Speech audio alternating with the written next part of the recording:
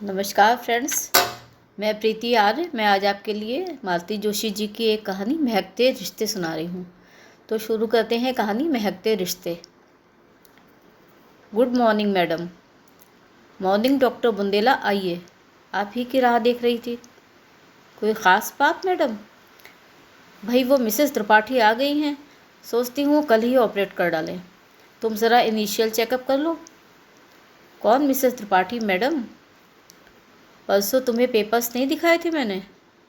तुम कह रही थी कि मेमोग्राफी रिपोर्ट पढ़कर तो मुझे गुस्सा आ रहा है। It is an interesting case, you know. Open करने पर हमें क्या क्या दिखाई देगा ये कहना मुश्किल है। इसीलिए चाहती हूँ कि कल तुम मेरे पास रहो। ऐसे ही तो सीखते हैं। लेकिन मैडम, क्या इस स्टेज में ऑपरेट करना ठीक होगा? क्या वे सस्टेन कर पाएंगी? तो कोई दूसरा चारा भी तो नहीं है। और जहाँ तक सस्टेन करने का प्रश्न है, मैंने उनके बेटों से साफ कह दिया है, तो चांसेस आर 50-50। और वे लोग मान गए? क्यों नहीं मानेंगे?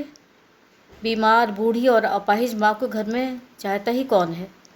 वो तो परिवार पर बोझ होती है। लोग तो इंस्टेंट रिजल्ट चाहते हैं, इस पार या उस पार। अरे, तुमने इतना बुरा समूह क्यों बना लिया? अभी नई नई हो ना, इसलिए। जब मुझ जैसी सीजन्ड हो जाओगी ना, तब समझो कि मैं गलत नहीं कह रही थी। वैसे भी इस प्रोफेशन में ज़्यादा भावुक होने से काम नहीं चलता। जाओ, अब जाकर पेशेंट का मुआयना कर लो। Prepare her mentally and physically, understand? Deluxe room number 5। कमरे का नंबर ही बता रहा था कि मैडम ने तगड़ा मुर्गा फांसा है।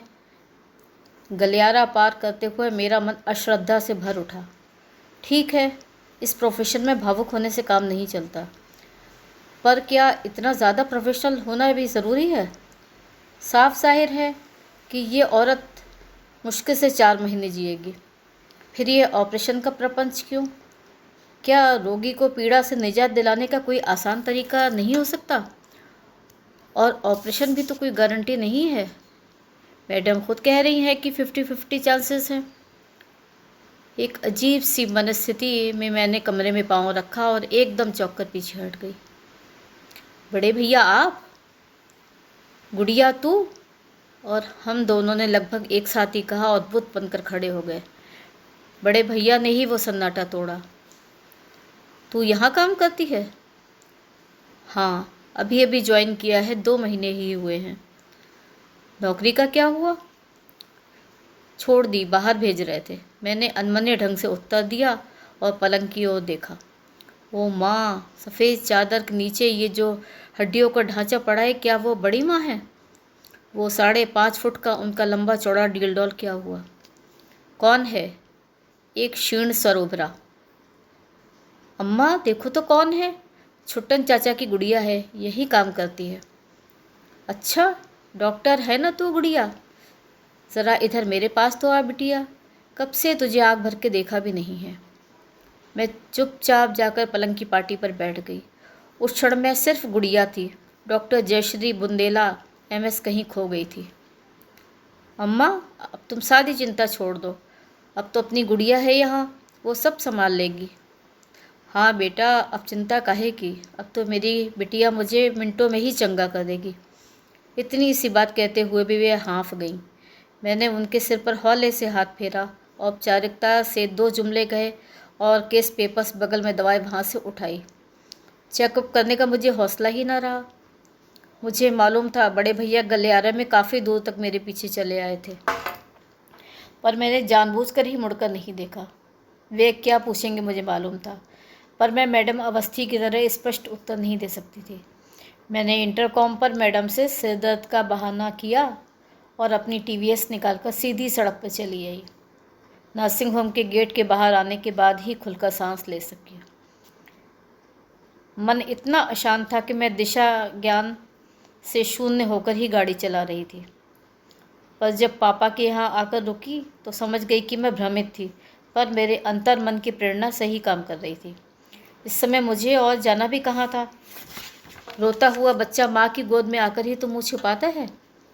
लेकिन माँ तो खुद ही रो पड़ी। सारा किस्सा सुनकर एकदम व्याकुल हो उठी। जिज्जी इतना बीमार चल रही है और हमें किसी ने खबर तक न की। गुड़िया, आज मुझे अपने साथ ले चल, मैं सुरेश की ऐसी खबर लूँगी। कोई ज़रूरत नहीं है, पापा गुर्राए। क्यों? ज़रूरत क्यों नहीं है? ये तो संयोग की बात है कि वे लोग गुड़िया के नर्सिंग होम में आए हैं, नहीं तो हमें पता ही नहीं कब खबर लगती। पापा एकदम उबल पड़े। संयोग वगैरह सब बकवास है। वे जानबूझकर यहाँ लाए होंगे ताकि कुछ बचत हो जाए। पर बेटे, बिल्कुल भी रियायत करने की ज़रूरत नहीं है। सुरेश पैसों में खेल रहा है आजकल। मैं तो कहता हूँ दुगना बिल बनाओ। ओफो, रिलैक्स पापा, आप क्यों अपना बीपी बढ़ा रहे हैं? मुझे इस नाटकबाजी से नफ़रत है। लेकिन इसमें नाटकबाजी की क्या बात है पापा? नर्सिंग होम क्या मेरे नाम से चलता है? वो तो डॉक्टर अवस्थी अपने क्लिनिक से पेशेंट्स घेर कर ले आती हैं। हम तो शायद ऑपरेशन टेबल पर उनकी सूरत पहली बार देखते हैं। और बड़े भैया को तो शायद मेरा नाम भी याद नहीं होगा, ना नया ना पुराना। वे तो बस गुड़िया ही जानते हैं। अब मुझे ही ले लीजिए, पूरी केस हिस्ट्री पढ़ गई पर यह पता नहीं चला कि राम किशोरी त्रिपाठी। चुप कर माँ, झल्लाई, बड़ों का नाम नहीं लेते इस तरह। ओफो माँ, मैं तो सिर्फ ये बताने की कोशिश कर रही हूँ कि कागज़ पर चलने वाले नाम और होते हैं। और खैर, नाम की बात तो जाने ही दो। अगर आज बड़े भैया कमरे में ना होते तो मैं बड़ी माँ को देखकर भी नहीं पहचान पाती। इतनी दुबली हो गई हैं कि तुम कल्पना भी नहीं कर सकती। वे लोग तो तुम्हें पहचान गए ना। अब इस बात का खूब ढिंढोरा पीटेंगे। शादी में तो एक जन भी झांकने को नहीं आया, पर अब सबका प्यार उमड़ पड़ेगा। प्लीज़ पापा। पापा को चुप कराना भी एक समस्या है। ताऊ जी के परिवार के प्रति तो उनका ख़ास आक्रोश है। मेरे अंतर्जातीय विवाह का सबने बायकॉट किया था, इस बात को वे भूल नहीं सकते। मन से या बेमन से उन्होंने भाई के चारों बच्चों की शादी में शिरकत की, यथाशक्ति सहायता भी की थी, पर उनकी इकलौती बेटी की शादी में सब लोग ठेंगा दिखा गए थे। इस अपराध को वे कभी क्षमा नहीं कर सकते।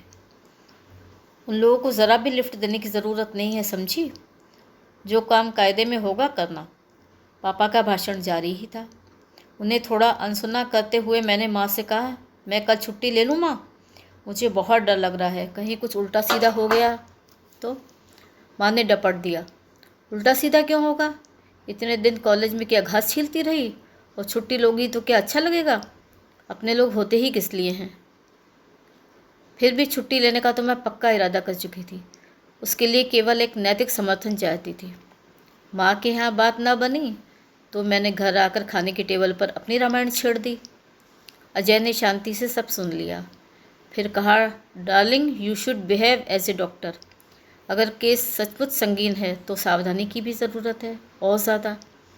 लेकिन अगर कुछ उल्टा सीधा हो गया तो क्या वे लोग तुम्हें फांसी चढ़ा देंगे? आखिर रिश्तेदार हैं तुम्हारे, कोई दुश्मन तो नहीं है। क्या रिश्तेदार दुश्मन नहीं होते? रे, दुश्मनों से भी बदतर होते हैं, इसीलिए तो डर लगता है। अगर कुछ उल्टा सीधा हो गया तो मैं किस किस का मुंह बंद कर सकूंगी? तो फिर मारो गोली। मैडम अवस्थी को निपटने दो, बुढ़िया वैसे ही मर रही है, कहीं ऑपरेशन टेबल पर ही टें बोल गई। अजय, मैं चीखी। क्या हुआ? जानते हो, तुम मेरी बड़ी माँ के बारे में बात कर रहे हो, कुछ तो लिहाज करो। ओह गॉड, अजय ने थाली को परे सरकाते हुए कहा, इतनी प्यारी है बड़ी माँ तो तब से पिनपिना क्यों रही हो? दिमाग ख़राब कर दिया। थका हारा पति थाली छोड़कर उठ जाए तो किसे अच्छा लगता है। फिर मैं भी खाना न खा सकी, 2 घूंट पानी पीकर ही उठ गई, पर उन्हें मनाने की हिम्मत न हुई। किस बुरी तरह झड़क दिया था मैंने, सोचकर भी शर्म आ रही थी। कोई भी खुददार इंसान इस अपमान को सहन नहीं कर पाता, और उनकी गलती क्या थी? मैं ही तो अपने घर का कच्चा चिट्ठा उन्हें सुनाती रहती थी। उन्हें मालूम था कि हमें अलग हुए बरसों हो गए हैं, बाकायदा कोर्ट कचहरी करनी पड़ी है, तब जाकर पापा को संपत्ति का हिस्सा मिला है। इसी खुंदक में वे लोग मेरी शादी में नहीं आए थे। रिश्ते की कड़वाहट अब दुश्मनी की सीमा को छूने जा रही थी। सब सच था, फिर भी उन लोगों के लिए अजय की ज़रा सी अवज्ञा मुझसे सही नहीं गई। क्यों? मैंने बड़ी माँ का ज़रा सा नाम ले लिया तो माँ ने मुझे घुड़क दिया। क्यों? मुझे अस्पताल में देखकर बड़े भैया एकदम आश्वस्त हो गए। क्यों? बड़ी माँ को ये विश्वास है कि उनकी गुड़िया उन्हें मिनटों में चंगा कर देगी। क्यों? रिश्तों का ये अजीब खेल हम सब लोग बचपन से ही तो खेल रहे हैं, आदत सी हो गई है। पर अजय के लिए तो ये पहेली हुई ना, उन्हें तो वो सब कुछ ठीक से समझाया भी नहीं जा सकता। इस विचित्र परिस्थिति के लिए जिम्मेदार हमारे अलग होने की प्रक्रिया है, जो बहुत लंबी चली। इस दौरान हम लोग आपस में न ठीक से जुड़ सके, न छिटक कर दूर ही जा सके। जहाँ तक मेरी यादों का दायरा है, मैंने पापा को कभी ताऊ जी से बात करते हुए नहीं देखा। उन लोगों का आमना सामना शायद दादी को कंधा देने के लिए ही हुआ होगा। वैसे दोनों एक दूसरे की छाया से भी बसते थे।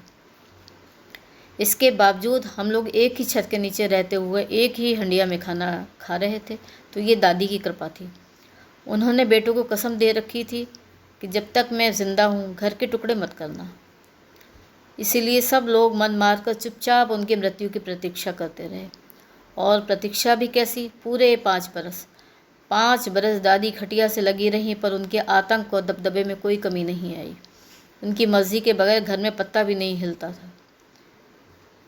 एक बार मन फट जाए तो साथ रहना एक सज़ा होती है, परंतु माँ की खातिर बेटे ये सज़ा भुगत रहे थे।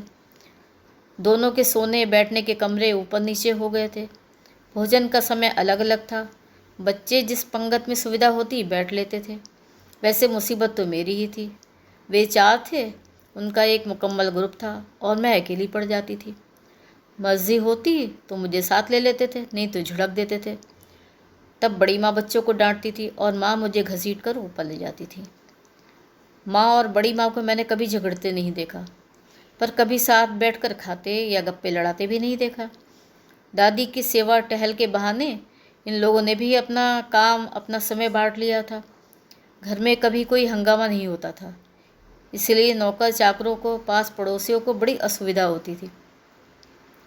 तब तो खैर इतनी अकल नहीं थी, पर आज समझ में आता है कि उन दिनों माँ कितने तनाव में जी रही होंगी।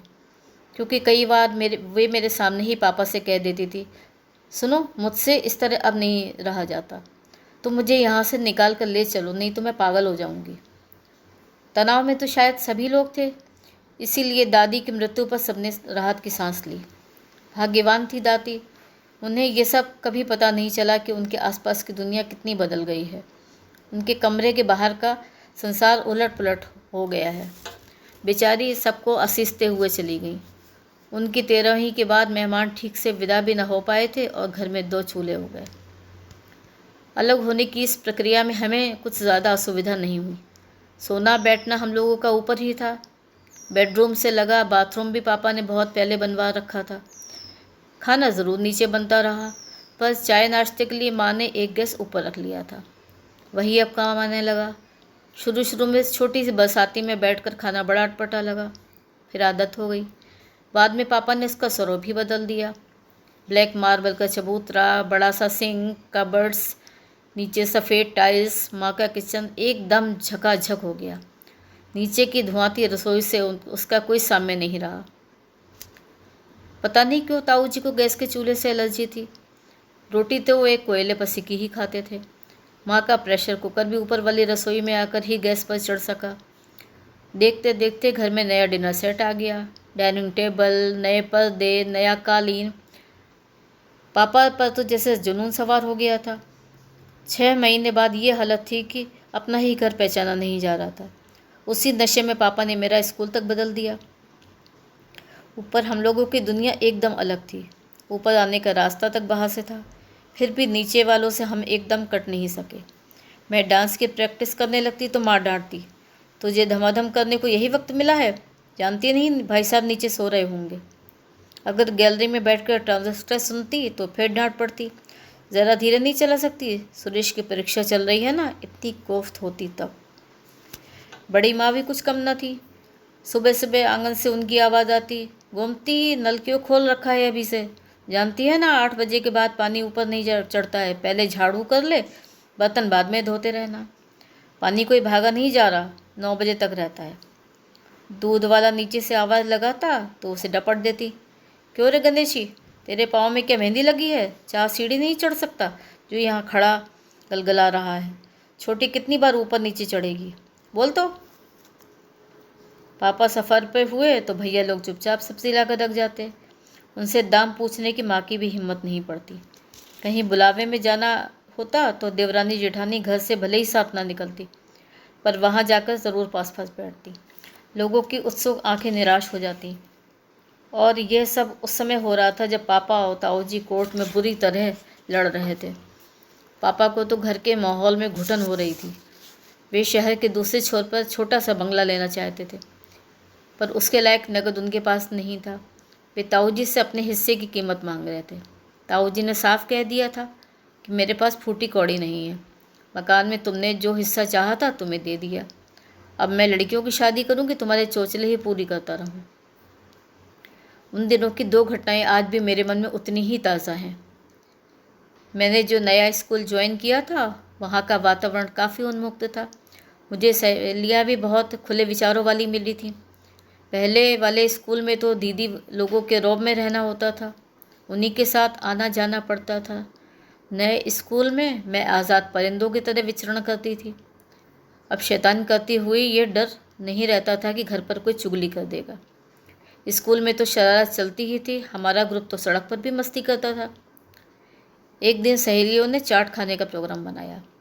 बाहर खाने की आदत मुझे नहीं के बराबर थी। ऊपर वाले हिस्से में बसने के बाद ही 2-4 बार पापा के साथ होटल में जाना हुआ था। सड़क पर खड़े होकर चाट खाने का ये मेरा पहला अनुभव था। पर कहते हैं ना, सर मुड़ाते ही ओले पड़े। मैंने गोलगप्पा बमुश्किल तमाम मुंह में डाला ही था कि पीछे से कड़कती आवाज़ आई, गुड़िया ये क्या हो रहा है? मुझे काटो तो खून नहीं। बिना पीछे देखे भी मैं समझ गई कि ये बड़े भैया की आवाज़ है। मैं दम साधे चुपचाप खड़ी हो गई। सभी लड़कियां हतप्रभ थीं। चलो दफ़ा हो जाओ यहाँ से और सीधे घर जाओगी, समझी? दूसरा आदेश आया। इसके बाद वहाँ रुकने का सवाल ही नहीं उठता था। चुपचाप घर की राह ली। अपान से मेरे आंसू निकल आए। सिर उठाकर सखियों से आंख मिलाते भी मुझे शर्म आ रही थी। वे सभी मेरे साथ चल पड़ी थीं, क्योंकि मज़ा तो सबका ही किरकिरा हो गया था। ये कौन थे? एक ने पूछा। इनके बड़े भाई हैं, ताऊ जी के लड़के, दूसरी ने सूचना दी। ये तुम लोग तो अलग हो गए हो ना? तीसरी ने ज्ञान बघारा। फिर ये इतना रौब क्यों झाड़ रहे थे? घर पहुंचकर मैंने यही बात ठीक इन्हीं शब्दों माँ से जाकर कह दी। जवाब में वो करारा झापड़ मिला कि उसकी झंझनाहट में आज भी मैं महसूस कर सकती हूँ। दूसरा प्रसंग भी मेरे पीएमटी के रिजल्ट का है। पढ़ाई में मैं हमेशा से ही अच्छी थी, पर इस बार तो मेरिट में आ गई थी। छठा नाम मेरा था। पापा तो जैसे खुशियों से पागल हो गए थे। बेटा ना होने का मलाल उन्हें अगर कभी रहा भी होगा तो उन्होंने कभी मुझ पर जाहिर नहीं किया। अपनी सारी आशा आकांक्षाएं उन्होंने मुझ पर केंद्रित कर दी थी। उन्होंने मुझे हर सुविधा दी जो वे दे सकते थे। मेरी हर जिद को यथासंभव पूरा किया। इस लाड़ प्यार को लेकर अक्सर माँ से उनकी जंग भी छिड़ जाती थी। इसलिए रिजल्ट देखते ही उनका खुशी से नाच उठना एकदम स्वाभाविक था। मुझे चूम कर बोले, चलो बेटे फटाफट तैयार हो जाओ। हमने वादा किया था कि तुम मेडिकल कॉलेज में अपनी गाड़ी से जाओगी, तो चलो तुम्हें एक फर्स्ट क्लास लूना दिलवा देते हैं। आते हुए ब्रजवासी के यहाँ ऑर्डर भी देते आएंगे। पूरे मोहल्ले में मिठाई बंटवा दूंगा। और हाँ, तुम अपनी सहेलियों की लिस्ट भी बना कर रखना, एक धमाकेदार पार्टी देते हैं। हम लोग जब निकल रहे थे तो माँ ने रास्ता रोक कर कहा, सुनो, जा ही रहे हो तो गाड़ी भर ले आना, अभी मिठाई लाने की ज़रूरत नहीं है। क्यों? महेश शायद इस बार भी रह गया है, बेचारे का तीसरा चांस था। भाई साहब नीचे बहुत मायूस हो रहे थे। पता नहीं बेचारे को अब एक और मौका देंगे भी कि नहीं। ये तो होना ही था। साल भर आप खेलते रहें और सोचे कि हम पास हो जाएंगे, तो ये संभव थोड़ी ही है। भाई दोनों काम एक साथ नहीं हो सकते। पीएमटी कोई क्रिकेट थोड़ी है कि उठाया बल्ला और लगा दिया छक्का। दिन रात एक करना पड़ता है। अपनी बिटिया को देख लो, कैसे सूख कर काटा हो रही है। ओफो, आप ज़रा धीरे नहीं बोल सकते? क्यों धीरे बोलूं? मैं कोई गलत कह रहा हूँ? और तुम कैसा न्याय कर रही हो?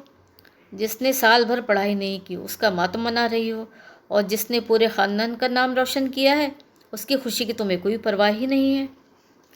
तो खुशी पे कौन सी बंदिश लगा रही हूँ मैं? गाड़ी लेने जा रहे हो, चाहो तो इसकी सहेलियों को होटल में खिला पिला भी देना, पर घर में कोई हंगामा नहीं करने दूंगी। पापा बहुत कुड़मुड़ाए, पर माँ के आगे एक न चली। झूठ क्यों बोलूँ? मन तो मेरा भी खफा हो गया था। खुशी आधी रह गई थी। मूड ऐसा उखड़ा कि बाजार का प्रोग्राम स्थगित ही करना पड़ा। अब तक घर में यह प्रथा चली आ रही थी कि परीक्षा से पहले और रिजल्ट के बाद बच्चे बड़ों को आशीर्वाद ज़रूर लेते थे, पर उस दिन नीचे जाने का साहस नहीं हुआ। लगा पता नहीं वे क्या सोचेंगे, कहीं ये ना समझ ले कि जानबूझकर उनका जी जलाने के लिए नीचे उतरी हूँ। आश्चर्य तो यह है कि माँ ने भी आग्रह नहीं किया। शायद उनके मन में भी यही बात रही होगी। शाम को बैठे बैठे यूं ही पिक्चर का प्रोग्राम बना रहे थे कि बिहारी ने आकर खबर दी, बड़ी मालकिन आ रही हैं। हम लोग तो एकदम चौंक पड़े। बड़ी माँ तो कभी ऊपर आती ही नहीं। ये घर जब एक था तो भी वे सीढ़ियाँ नहीं चढ़ती थी। उनकी आवाज़ भी उनकी शरीर की तरह ही भारी भरकम थी। जब भी ज़रूर होती तो नीचे से आवाज़ दे देती, इसलिए माँ तो एकदम ही बदहवास हो गई। उन्होंने आगे बढ़कर उन्हें भीतर लिवा लाई। उन्हें सोफे पर बिठाकर पाँव छूते हुए बोली, जिज्जी आपने क्यों तकलीफ़ की, मुझे बुलवा लिया होता। तुम बड़े लोग हो भाई, तुम्हें कैसे बुलवाते, बड़ी माँ ने हाँफते हुए कहा। लो ये प्रसाद लो। और उन्होंने लड्डुओं से भरा कटोरान हमारे सामने रख दिया। शायद आंचल में छुपा कर लाई थी। हमने एक दूसरे की ओर देखा तो क्या महेश भैया, आखिर माँ से नहीं रहा गया, उन्होंने पूछ ही लिया, जिज्जी प्रसाद काहे का है। अरे मेरी बिटिया मेडिकल में चुन ली गई है ना, वो क्या कहते हैं मेरिट में नंबर आया है ना, उसी की मिठाई बांट रही हूँ, लो तुम भी मुंह मीठा कर लो। हम लोगों ने शर्म से गर्दन झुका ली। माँ ने मुझे हल्का सा इशारा किया तो मैंने झट से उनके पाँव छू लिए। मेरा माथा चूमते हुए बड़ी माँ बोली, छोटी तुम लोग तो एकदम अंग्रेज़ हो गए हो। घर में इतनी बड़ी खुशी हो गई पर कुल देवता 5 पैसे की मिश्री का भोग भी ना पा सके। तुम लोगों को तो सबसे होता है भाई, पर मैं तो बड़ी हूँ ना, मुझे तो ऊँच नीच देखनी पड़ेगी। जिज्जी, माँ ने सिर झुकाए हुए ही कहा, दरअसल महेश के रिजल्ट से मन इतना ख़राब हो गया था। अरे वाह, ये कोई बात हुई, जो पढ़ेगा नहीं वो तो फेल होगा ही। उसके लिए क्या हम अपनी गुड़िया की खुशी नहीं मनाएंगे। अरे अपने पूरे ख़ानदान में आज तक कोई डॉक्टर नहीं बना, ये तो पहली 30 मार खाए हैं, बड़ी माँ ने प्यार से मेरे गाल पर थपथपाते हुए कहा। अरे जिज्जी, इसकी क्या खुशी मनाए, डॉक्टर बनेगी और अपने घर का रास्ता नापेगी। खर्च हम करेंगे, नाम किसी और का चलेगा। हाँ, लड़का डॉक्टर बनता तो अपने घर में रहता। अरे कहीं जाए कोई भी नाम ले ले, कहलाएगी तो हमारी ही बिटिया। क्यों गुड़िया, बस बेटा अब जल्दी से डॉक्टर बन जा तू, मैं तुझसे ही इलाज करवाऊंगी। इस बेवकूफ़ से इलाज करवा कर आपको मरना है क्या जिज्जी। अरे मरना ही होगा तो अपनी बिटिया के हाथों मरूंगी, समझी। उन कसाईयों को जस क्यों दूँ। अब याद आ रहा है, वो विश्वास, वो प्यार आज भी वैसा ही बना हुआ है। और इस बीच कितने तूफान गुजर गए। पापा मुकदमा जीत गए थे, ताऊ जी को मजबूर होकर ऊपर वाला मकान गिरवी रखना पड़ा, तभी पापा को पैसे दे सके। उन पैसों से पापा ने नगर के दूसरे छोर पर एक बंगला ख़रीदा था। अरसे बाद हम लोगों ने खुलकर सांस ली थी। ताऊ जी गृह प्रवेश पर भी नहीं आए थे। मरते दम तक उन्होंने पापा से बात नहीं की। औरों से भी धीरे धीरे संपर्क कटने लगा। सड़कों की दूरी मन को भी व्याप गई। रिश्तों की डोर खिंचती ही चली गई। मेरा अंतर्जातीय विवाह आखिरी आघात साबित हुआ। सब कुछ एक बारगी ही समाप्त हो गया। पर कहाँ, आज भी माँ को, बड़ी माँ को देख सुनकर लगा कुछ भी तो समाप्त नहीं हुआ है। रिश्तों की वो महक अब भी उतनी ही ताज़ी है। समय की गर्द, विवादों की आंधी उसका कुछ भी नहीं बिगाड़ पाई है। रात मैंने अजय से कहा, सुनो, कल तुम अकेले ही नाश्ता कर लेना, मैं ज़रा जल्दी जाने की सोच रही हूँ। दोपहर की झड़प के बाद ये हमारी पहली बातचीत थी। शाम को वे बिना कुछ कहे क्लिनिक चले गए थे। रात का खाना भी हमने निशब्द ही खाया था। अब भी उन्होंने पत्रिका से आंख हटाए बिना ही कहा, ओके। उन्होंने सोचा होगा मैं आगे भी कुछ कहूँगी, पर जब मैं चुपचाप बिस्तर में दुबक गई तो यह उपेक्षा का नाटक उनसे और नहीं खेला गया। बोले, बाय द वे, इतनी सुबह जाना कहाँ है। नर्सिंग होम जाऊँगी, शायद 9:30 बजे उन्हें टेबल पर लेने वाले हैं। मैं पहुँच जाऊँगी तो बड़ी माँ का हौसला बना रहेगा, बहुत जल्दी घबरा जाती हैं वे। उनके साथ और लोग भी तो होंगे, हैं ना, बेटे हैं, बहुएं हैं, पर बेटे तो आप जानते ही हैं, ठस होते हैं। संवेदनाओं से उनका दूध का भी रिश्ता नहीं होता। और बहुएं तो खैर बहुएं ही हैं, वे बेटी की जगह थोड़े ही ले सकती हैं। वे कुछ देर तक मुझे गौर से देखते रहे और फिर बोले, तो गोया अब आप ऑपरेशन में भी हिस्सा लेंगी? Of course. सुबह तो आपके ख्यालात कुछ और ही थे। हाँ, उस समय मैं कुछ दूसरी तरह से सोच रही थी, पर अब लगता है डॉक्टर को इतना डरपोक नहीं होना चाहिए। दरअसल मैं इसलिए घबरा रही थी कि ईश्वर न करे, पर ऑपरेशन के दौरान कुछ अघट घट जाने की पूरी संभावना है। दुर्भाग्य से अगर ऐसा हो गया तो मेरा वहाँ होना बहुत ज़रूरी है। कम से कम वे अजनबी लोगों के बीच तो ना होंगी। कोई तो उनका अपना अपने पास होगा जो आखिरी सांस तक उनका हाथ थामे रखेगा। ब्रावो! वे आश्चर्य से भरकर मुझे देखने लगे। मैं भी उनकी ओर अपलक देखती रही। फिर एकाएक मेरे आंसू निकल आए। पर ऐसा होगा नहीं ना? मेरे स्वर में आकुलता थी और मैं भरभरा कर रो पड़ी। उस समय मैं डॉक्टर नहीं थी, सिर्फ गुड़िया थी, जिसके लिए बड़ी माँ ने कहा था, मरना ही होगा तो अपनी बिटिया के हाथों मरूंगी, उन कसाईयों को जस क्यों दूँ। तो ये थी आज की कहानी महकते रिश्ते। अगर आपको कहानी पसंद आई हो तो मेरे चैनल सब्सक्राइब ज़रूर करिएगा, और कहानी सुनने के लिए बहुत बहुत धन्यवाद।